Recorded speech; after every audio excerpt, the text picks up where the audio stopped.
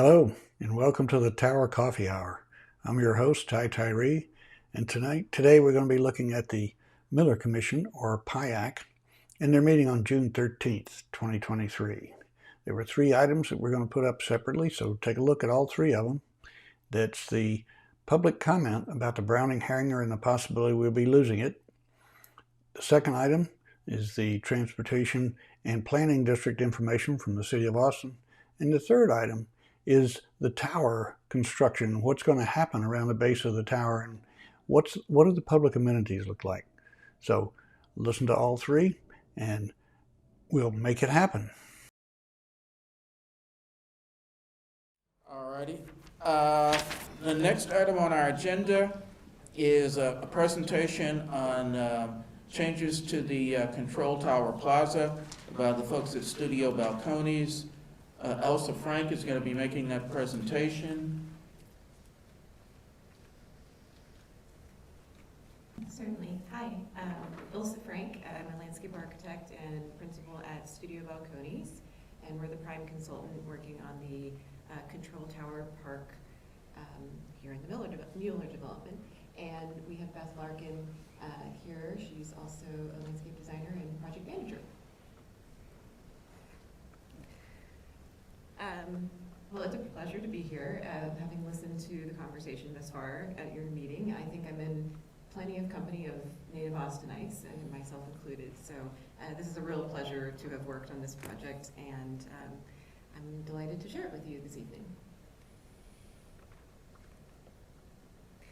So just to start with some history here, some gorgeous images of the historic terminal building and so many momentous occasions and events that happened there.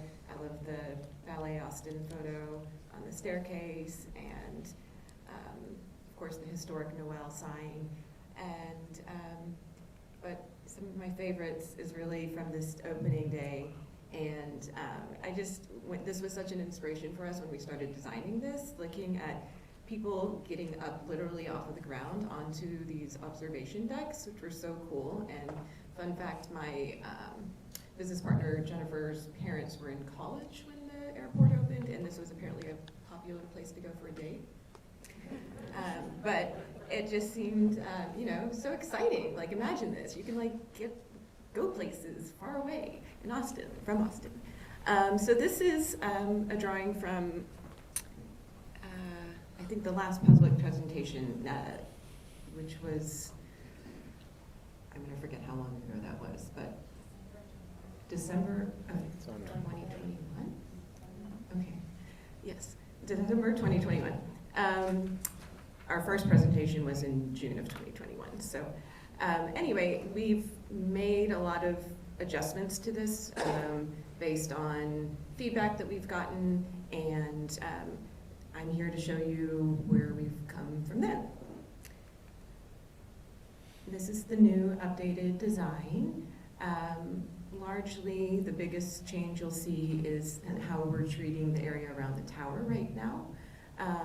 There was a lot of logistical things that have been discussed and thought through in terms of access to the tower, preserving the tower, what that means in terms of equipment and all the things that might need to happen in the future. So we've really pulled back away from the tower. We've maintained the core of the concept, which we had dubbed the flight path, which is, that's the wrong button. So we use this is the tower itself in the old design, and here it is with a deck that was removed, and we've resituated the design. So sorry, I need to start by orienting y'all. You can see Berkman Drive here, and you can see this is a paseo that extends back towards John Gaines Park. And the flight path, which was kind of what I was talking about being inspired by with getting people up higher. This flight path is a universally accessible ADA walkway that used to go up about 20 feet in the air. It goes down now up 12, 13 feet up to this second larger landform This lower landform has a graded lawn that extends down towards the Paseo. And then at the top of the upper berm, there is a grand staircase that looks towards the tower, and there's lots of shading by trees available in this space. There's an upper, larger gathering space, and the post-tension concrete bridge has expanded to allow for a more generous viewing opportunity, and there'll be some seating provided on top of the bridge. Let's see. These are some rendered views looking towards the tower, looking west. You can see the bridge crossing here. We were really exploring also what shade and shadow would be like in this space. So these are fairly dramatic in terms of that, but our intention was to try and get as much shade as we could into these spaces.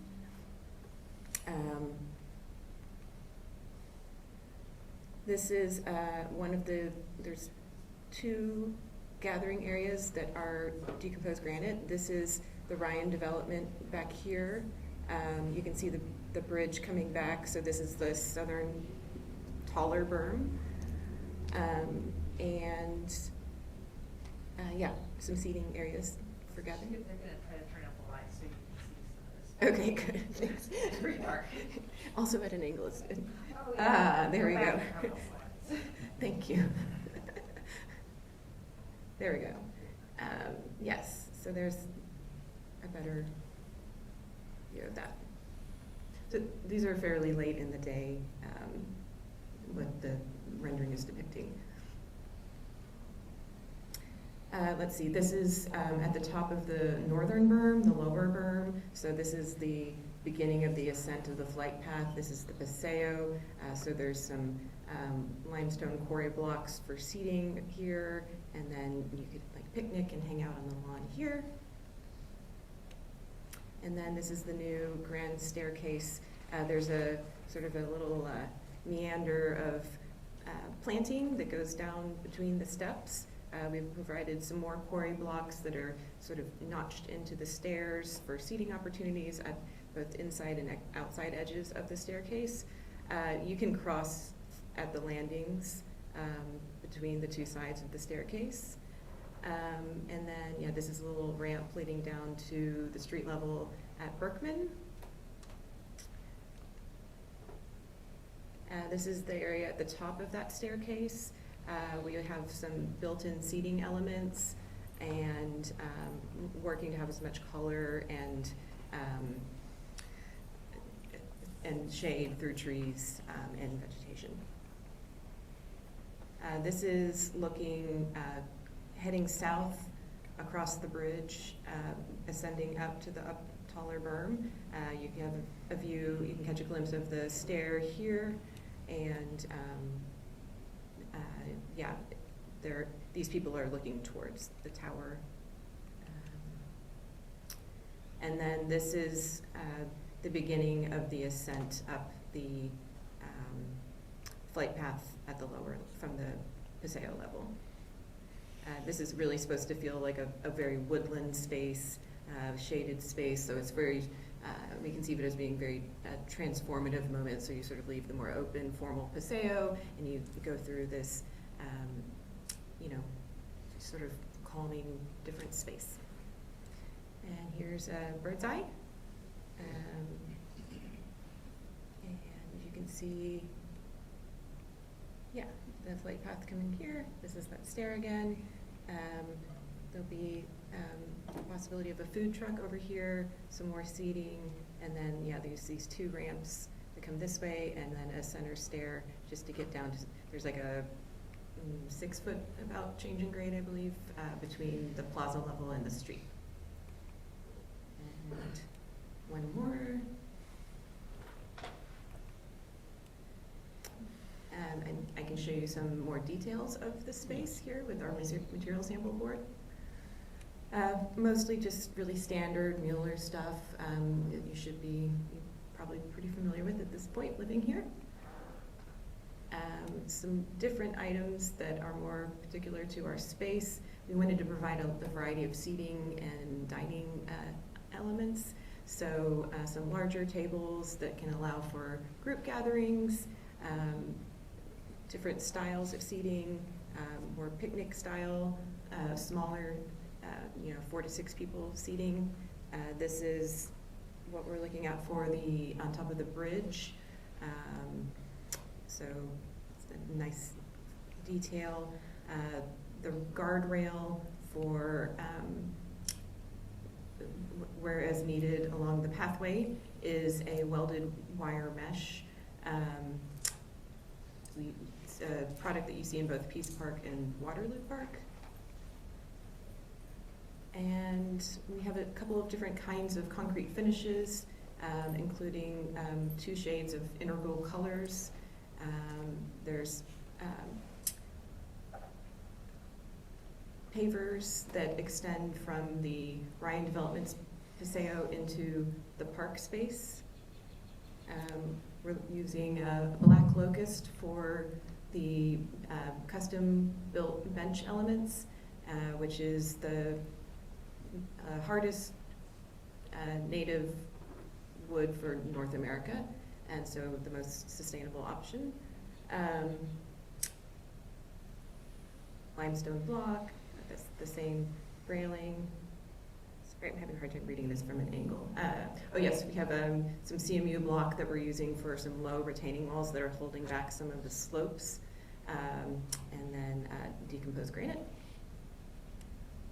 These are some different light fixtures. This is a little light fixture that's in the guardrail, so it'll be illuminated along that length, so you'll see that it'll be, I think, a really cool element at night.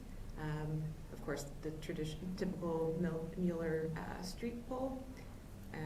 This is a light pole that will extend from the Ryan Development Paseo into the park. There'll be some downlights below the from the bridge, and there'll be some linear lights underneath built-in bench elements. And last, there are a few places where guardrails aren't needed, where we have included low lit bollards instead. Standard Mueller park signage. And then this is our planting palette. It's all native. We want a lot of biodiversity. We're really looking to have a lot of seasonal change, variety, and so thus every time you go there, hopefully there's something new to enjoy and experience. So this is that woodland palette that I mentioned. So little like deeper greens, flowering, shadier plant palette on the whole. All plants are selected with durability and maintenance in mind, of course. And then most of the landforms will be a designed prairie, and we're looking at using a variety of bunch grasses. I think there's 10 different bunch grasses. There will be some seeding that is done that will include wildflowers, definitely using some prickly pear. And in the more formal garden beds that are more like down at grade and nearer to the plaza level is a series of native perennials with a variety of bloom times. Selected number of grasses that are mixed in with those perennials, and then there's certain areas that specifically have a blue-yellow palette that have a high contrast, and were part of our thinking about the colors of the tower itself. And I think that's my last slide. Commissioners' questions. We'll start with Corky, and then we'll go to David, Martin, and Rick. Corky? Thank you. This was lovely and helpful. This is the kind of information we've been looking for. That I'm wondering what accommodations have been made for public restrooms, water fountains, and doggy food bags. Where's that in all this? Yes, there are definitely, sorry, my words have left my brain here. We have dog waste stations, yes, and we have drinking fountains, and including a water bottle filler, I believe we ended up with. I just didn't see it in there. It's not real obvious, but I think they have one. Is there a bed? It's gonna be on the top left. There, okay, okay. Yeah. A bathroom, we have left the possibility of a bathroom within the plan. There is not going to be a bathroom in phase one. I'm wondering if there's any, because we will have commercial space on the first floor of those. I'm sure there's probably not this time a public bathroom in there, but it seems like an oversight not to have something available. A urinal? I don't know if Brian or the city or Catellus wants to speak to that. I mean, I will say that there is a parcel that is undeveloped to the north of this that I think has a lot of potential to have that be. Something in the area, this seems like a, almost a must, I mean, for public health, it seems like it would be an obvious kind of facility to have available. It just seems maybe an oversight. So thank you. It's not the plan. Right now. Thank you. David? A couple questions. You mentioned the Ryan property sale, and so I don't know if you can, I guess I'm confused between what I think is the sale and then is there a separate Ryan property sale?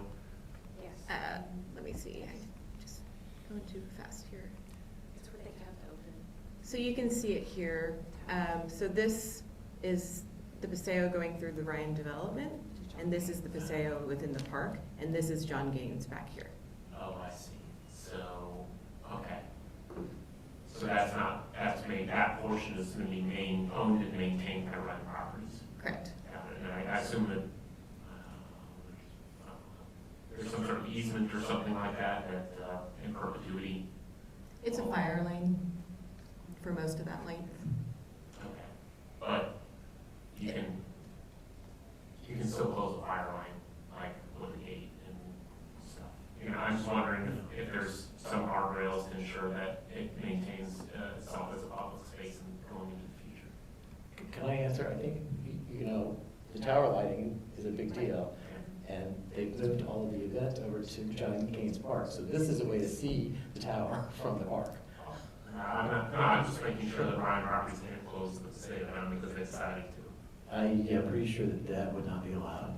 It's not designed like that, from my understanding. No, I mean, a fire lane can't be closed. So that's pretty useful. But yeah, I'm not sure in any sort of legal way, but the way it's permitted is to be an open space. Okay, maybe the city can comment on that later. The other thing I was going to ask about, I saw freestanding chairs, and I'm just wondering, I'm not an expert at this, I'm just wondering if there's precedent that freestanding chairs will hang around for a while versus walk off. Yeah, the Downtown Austin Alliance, they maintain several public spaces, including Republic Square, and the deck underneath the auction oaks has movable furniture that we've been told doesn't walk away, and it's heavy. It's really heavy, and a lot of the times you can even add additional weight, so it's pretty, yeah. The other question, I think in the past I heard questions about the base of the tower and whether or not there was going to be sort of any treatment to it, or as I recall, I haven't walked up lately, but it seems a little, not the most beautiful thing. Not that we need to make it into its own work of art. I'm just wondering if there's any plans for the base. Yeah, so there's a separate team, well, we're coordinating with them, but led by Studio 8 that is working to refurbish, repair, get it shiny, all gussied up, ready to be in the middle of the park. And then that bottom 20 or so feet of the tower that you're referring to keep the project moving and on schedule, we're going to be going back in to just address this portion of area that's just decomposed granite and showing no treatment to that tower. So we're in the process of working with Catellis and the city to determine the next steps for that. And I spoke mostly to the maintenance requirements and things that we're sorting out, like how does a crane get in here? How does a scissor lift get in there? So all these very practical concerns that we're trying to sort through. And the final question I had, or maybe it's more just a statement. Reoccurring theme in Mueller is everything's sort of airporty, which is fine. Like I don't comment on that, but it occurred to me that particularly this space, which is particularly airporty, that somewhere in the community there should be something about the community itself and about the airport, some kind of giant bronze plaque that proclaims there used to be an airport here, and then there was this really group of neighbors that had this cool idea, and then went to the city. It's sort of like it seems like this would be an optimal place to tell that story. And I don't know, I'll just leave it at that, but it seems like there's an opportunity that this might be a good spot to try to tell some of that story. As far as I know, there will be interpretive signage that speaks to what you're looking for. Yeah, so Pam, you had a clarification? There's also a historic plaque. There's also a historic plaque that will be mounted. I think it has some history in it. About a long time ago. And next it's Martin, and then we're going to go to Josh. All right, thank you. I want to ask a really stupid question here. Who is Roger Lavon Taylor Sr.? Oh, I know. I'd like to know. No, It's addressed in the next presentation. Oh, okay. All right, so I don't get to know. All right, I'll wait.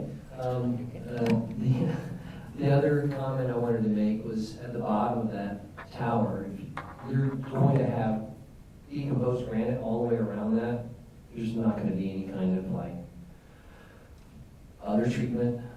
The reason I ask is because when it rains on decomposed granite, there will be a whole lot of dirt kickback that will be on the bottom of that building there, and I think maybe you might consider some way of not having that happen, just for the sake of it getting really dirty there all the time. When you have rain, which I guess is always questionable. Just a comment on my part, I am a builder. yeah, so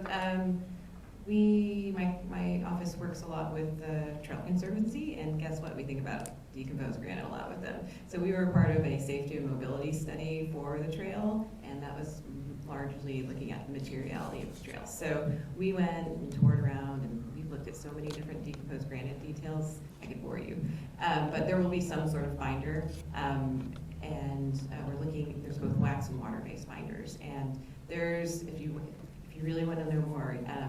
The Violet Crown Trail has certain portions that have the wax-based binder, and it's in the floodplain, and it's like not moving. There is no, so there's a lot of different ways to deal with decomposed granite, but yes, trust me, we've been talking about it on this project too.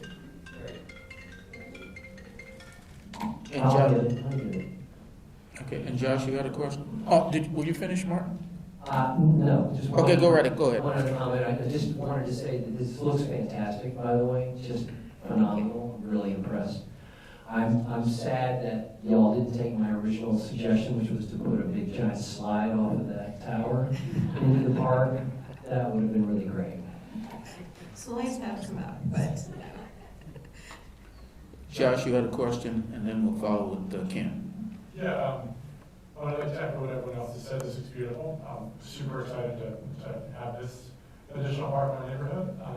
what I'm seeing on there is I'm seeing what looks like a little bit of a bike path along there, which is on Berkman, which currently doesn't have much. I'm curious if that is just trying to kind of show biking on Berkman, and if you could speak a little bit more to the number of bike racks on there and kind of how bikes and scooters and other things may interplay with this. It's going to be a pretty major Cap Metro stop there, and I just see that as a place that if you go to John James Park, they have pretty large bike racks there. Just having maybe oversizing bike racks there, expecting what will come in the future there, and potentially even using some of those for the Cap Metro stops that will be there as well. So I think you can kind of go into detail about biking and how that will look in this park would be great.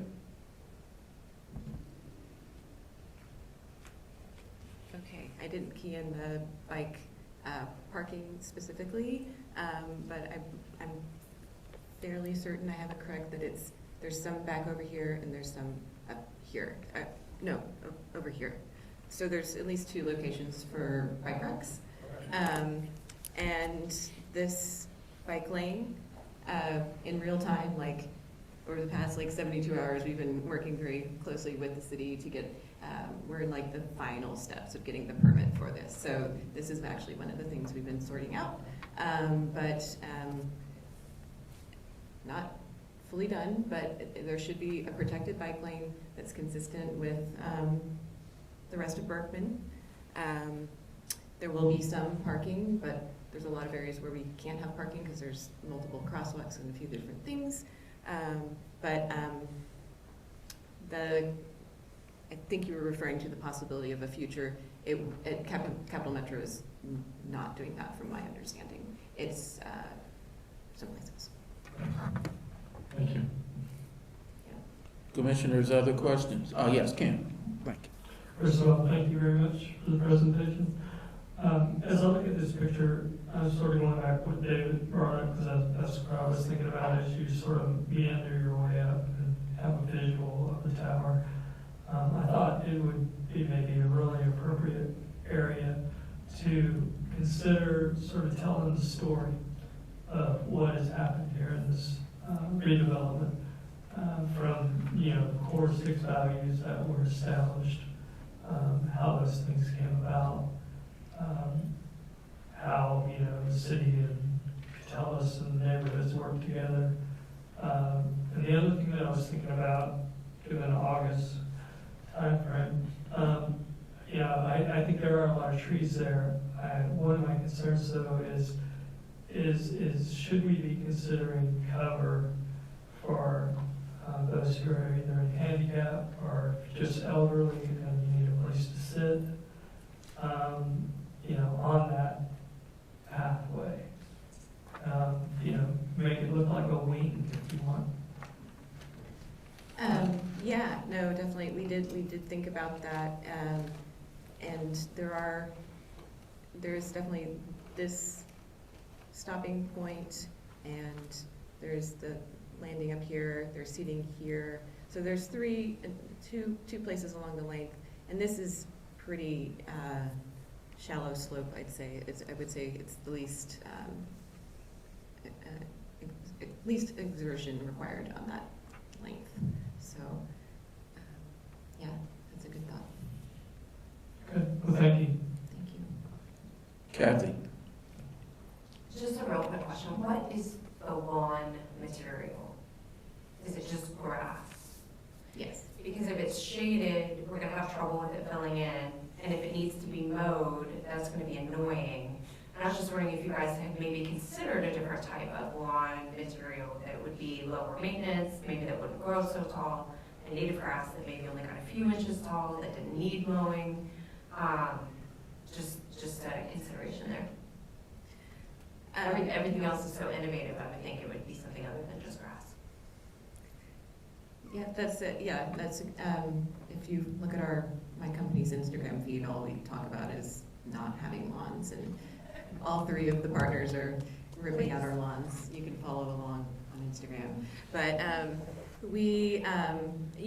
there is a certain civic aspect of a lawn as a gathering space that I think, you know, I think there's a civic use to a lawn in a park.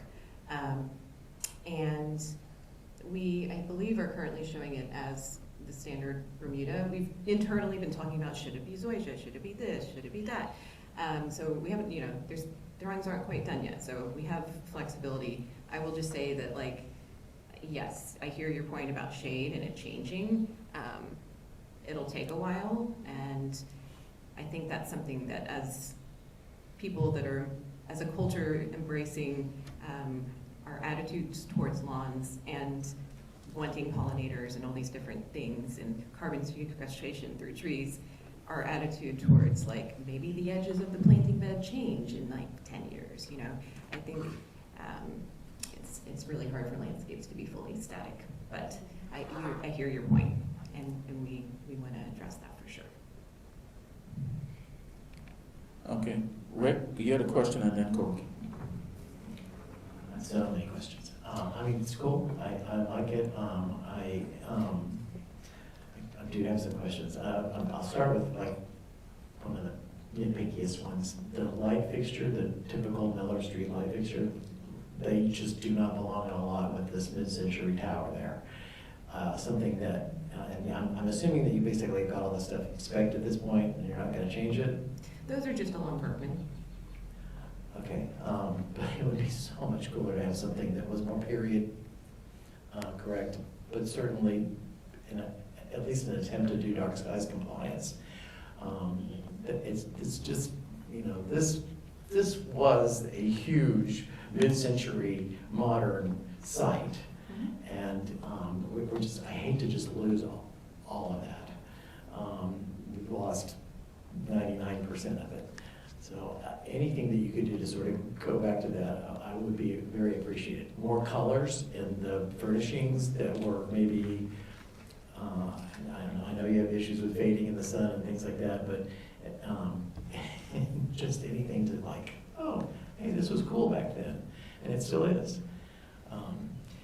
The vacant parcel, I know that there's a general land use for that, and I don't know if there's any specifics yet determined what's going to happen in that building. But you could, by addressing that property line, I guess, make them do things that you wanted them to do by designing that to, like, okay, there's going to be this building, they should address this.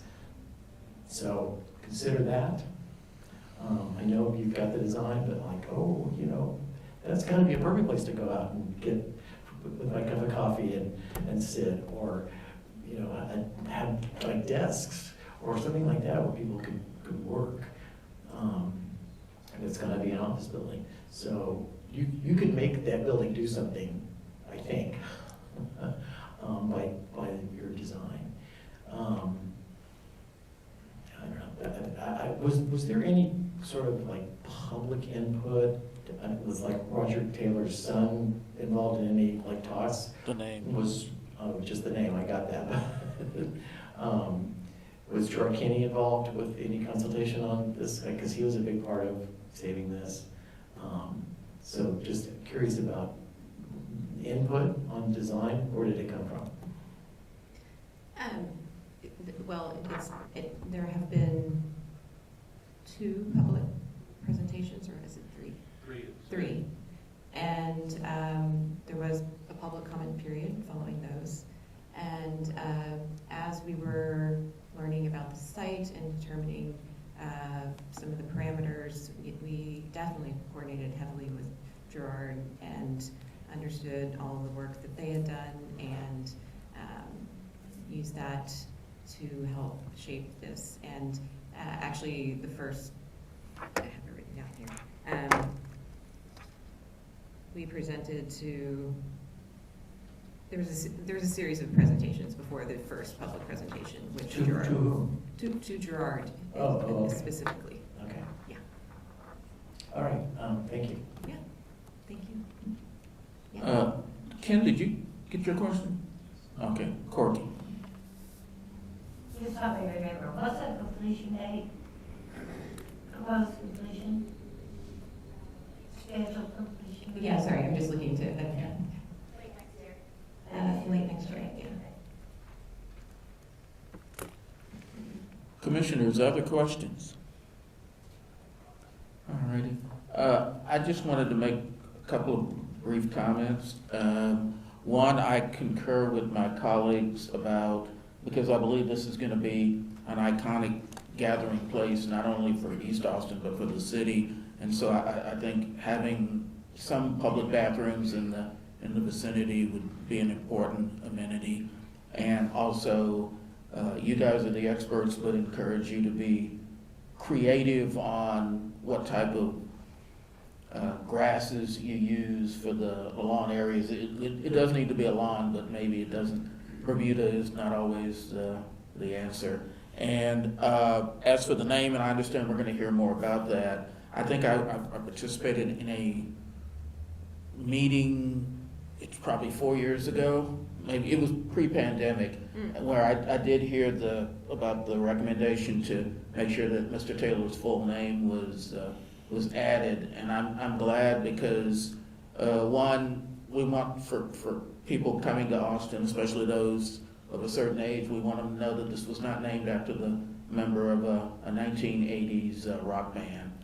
And Mr. Taylor was one of the community leaders who helped push the city to make sure that this vision that we see today, and a lot of those leaders unfortunately aren't with us anymore. And so I hope that not only the name, but there'll also be some type of explanatory information, because the old airport closed, 24 years ago? It's been a long time, and there are a whole lot of people that were either too young to remember that or don't know the story, and this is one of the few and one of the best opportunities to explain it. So I'm glad to see that his full name is there, and look forward to more information as this project moves along. Definitely. And is there anyone signed up for public testimony on this topic? Hearing none. Well, I want to thank you all for your presentation, and like I said, we look forward to any updates as the project moves closer to fruition. Absolutely, thank you. Oh, I'm sorry, Martin, go ahead. I was thinking maybe we should name a bridge after Rick Ravoniak for spending half of his life on this project. Just a thought. Thank you.